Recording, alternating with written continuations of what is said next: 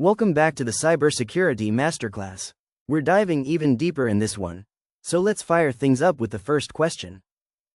Which of the following is an example of physical security control?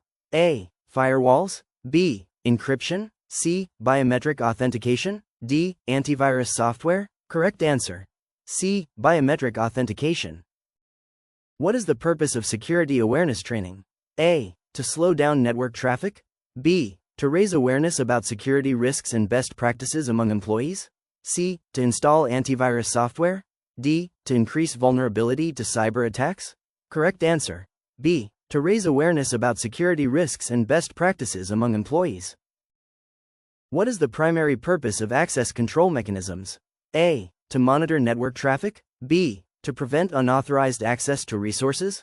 C. To encrypt network traffic. D. To increase network speed. Correct answer. B. To prevent unauthorized access to resources. Which of the following is a common method used to authenticate users? A. Public key infrastructure, PKI. B. Virtual private network, VPN. C. MAC filtering. D. Passwords. Correct answer. D. Passwords.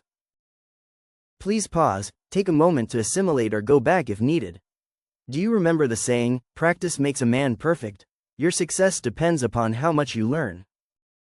What does the term security posture refer to in cybersecurity? A. The physical location of network resources. B. The overall strength and effectiveness of an organization's security measures. C. The speed of network traffic. D. The complexity of network configurations. Correct answer. B. The overall strength and effectiveness of an organization's security measures. Which security principle states that sensitive information should be accessible only to authorized individuals or systems? A. Least privilege. B. Defense in depth. C. Confidentiality. D. Authentication. Correct answer. C. Confidentiality. What is the purpose of a security assessment?